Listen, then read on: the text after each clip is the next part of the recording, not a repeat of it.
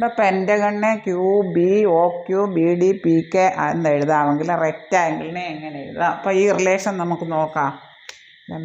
P Q, ഇവിടെ ഒരു അക്ഷരം കൂടി, തൊട്ടടുത്ത അക്ഷരം.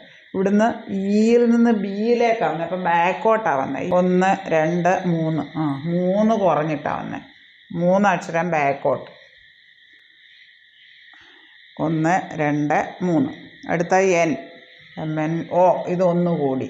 ഇത് 3 അക്ഷരം ബാക്കോട്ട്. 3 അക്ഷരം ടീന്ന് 3 അക്ഷരം ബാക്കോട്ട്. 1 2 3. മൂന്നാമത്തെ അക്ഷരം എ 1 കൂടി. ഇവിടെ അതുപോലെ ഡിന്ന് 3ാമത്തെ അക്ഷരം ബാക്കോട്ട്. ഇവിടെ ഒ പി 1 കൂടി. ഇവിടെ എന്നിൽ നിന്ന് 3ാമത്തെ അക്ഷരം ബാക്കോട്ട്. എന്നിൽ നിന്ന് 3ാമത്തെ അക്ഷരം 1 2 3. ഇവിടെ അതുപോലെ അതേ റിലേഷൻ വേണം. 6 കഴിഞ്ഞ് എസ് 1 കൂടി 3ാമത്തെ അക്ഷരം ബാക്കോട്ട്, അതായത് ബി. ഇവിടെ സി അടുത്ത അക്ഷരം 1 കൂടി 3ാമത്തെ അക്ഷരം ബാക്കോട്ട് ക്യൂ. 1 കൂടി, അതായത് 1 കൂടി 3ാമത്തെ അക്ഷരം ബാക്കോട്ട് കെ. 1 2 3. 3ാമത്തെ അക്ഷരം ബാക്കോട്ട്. ഇനി ജി എച്ച് 1 കൂടി.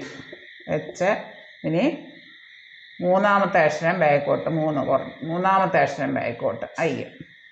ഇ 1 കൂടി. അപ്പോൾ ഇതേ റിലേഷൻ പറഞ്ഞു. 1 കൂടി 3ാമത്തെ അക്ഷരം ബാക്കോട്ട്. 1 കൂടി P Q R S E 3ാമത്തെ അക്ഷരം ബാക്കോട്ട്. അങ്ങനെ ആ റിലേഷനിൽ വരുമ്പോൾ നമുക്ക് S B D Q B K H I F option A ആണ് ഉത്തരം വരിക. ഇതേ റിലേഷൻ വരണം. പെൻറ്റഗണിനെ എഴുതിയേക്കുന്ന അതേ റിലേഷൻ തന്നെ ഇതിൽ നോക്കണം. പെൻറ്റഗണിന് പി ക്യൂ ഐ 1 കൂടി. ഇവിടെ ഈ ബാക്കോട്ടാണ് വന്നിരിക്കുന്നത്. ബി 3ാമത്തെ അക്ഷരം ബാക്കോട്ട്. ഇവിടെ 1 കൂടി. ഇവിടെ 3ാമത്തെ അക്ഷരം ബാക്കോട്ട്. ഇവിടെ 1 കൂടി. ഇവിടെ 3ാമത്തെ അക്ഷരം ബാക്കോട്ട്. ഇവിടെ 1 കൂടി. ഇവിടെ 3ാമത്തെ അക്ഷരം ബാക്കോട്ട്. അതുപോലെ അങ്ങ് എഴുതിയാൽ മതി. അപ്പോൾ ഇവിടെ വന്നേക്കുന്നത് ഇതാണ് S B D Q B K H I F option A ആണ് ഉത്തരം.